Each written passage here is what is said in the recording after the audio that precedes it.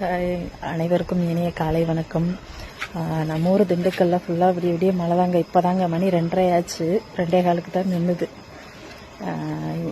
நிறைய பேர் கேட்டிருந்தீங்க, உங்கள் மழை பெய்யுது இப்படி உங்கள் வியாபாரம் பாதிக்காதா அப்படின்னு. உண்மைதான், அதெல்லாம் திடீர்னு வர்றது, நம்ம என்ன பண்ண முடியும்? கண்டிப்பாக பாதிப்பு அதெல்லாம் இருக்கும் தான். அது ஒரு பக்கம் அந்த வருத்தம் இருந்தாலுமே, இந்த வெயில் காலத்தில் தாங்க முடியாத வெயிலில் இவ்வளோ தூரம் மழை பெய்யுது, இன்னும் ஒரு 2 நாள் வீடு நல்லா குழு குழுன்னு இருக்கும் அப்படிங்கையில் ஒரு சந்தோஷம் தான். விவசாயிங்க நல்லா இருப்பாங்க, ஆடு மாடுகளுக்கெல்லாம் புல் நல்லா இருக்கும்.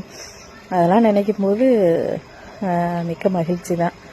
வருத்தப்படுறதுங்கிறது வியாபாரம் கொஞ்சம் நல்லா தான் இருக்கும், உண்மைதான். என்னதான் நம்ம விடிய விடிய வியாபாரம் பண்ணாலும், இவ்வளோ கஷ்டப்பட்டாலும் உழைச்சாலும் நம்ம உழைப்புக்கா மரியாதை இருக்குது சொல்லுங்கள். நம்ம உழைச்சதுக்கப்புறம் நம்ம கையில் இருக்குது பார்த்தீங்களா பணம், அதுக்கு தான் மரியாதை. காலையில் போய் நாங்கள் இவ்வளோ தூரம் உழைக்கிறோம் கஷ்டப்படுறோன்னா யார் எதுவும் பண்ணுவாங்களா? 10 ரூபா காசு நம்ம கையில் இருந்தால் மட்டும்தான் இங்கே மதிப்பு. மீன்ஸ் நான் என்ன சொல்கிறேன் அப்படின்னா, நம்ம உழைப்புக்கு அப்புறம் நம்ம கையில் எவ்வளோ காசு இருக்குன்றத பொறுத்து தான் அந்த உலகம் நம்மளை மதிக்குது. அவன் உழைக்கிறான் கஷ்டப்படுறான், நம்ம அவன் என்ன பாவம் பண்ணானோ அப்படி கஷ்டப்படுறான் அப்படின்ட்டு போயிடுவாங்க. மனிதனோட மனநிலை இப்படித்தான். நம்ம என்ன சொன்னாலும் நம்மக்கிட்ட இருக்க பணம் தான் நம்மளை தீர்மானிக்குதே தவிர, நம்மள்கிட்ட இருக்க குணமோ நம்ம செய்கிற உழைப்போ அது ஒரு சிலர் இல்லை, ஒவ்வொருத்தர் மட்டும்தான் அதை பார்ப்பாங்க, அதுக்கு மதிப்பளிப்பாங்க.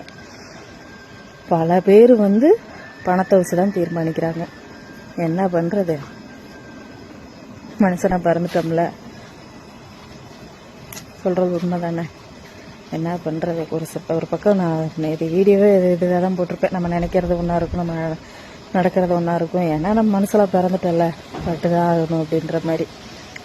ஆனால் அதை பண்ணுறது, நமக்கு மதிப்பளிக்காமல் இருக்கிறது வைக்கிறது, நம்மளை கேவலம் நினைக்கிறது வேறு ஜீவன்கள்லாம் கிடையாது. நம்மளை மாதிரி உருவத்தில் பிறப்பெடுத்த மனித பிறவிகள் தான். கேவலமானவங்களும் இருக்காங்க, நல்லவங்களும் இருக்காங்க. என்ன பண்ணுறது? மிக்க நன்றி.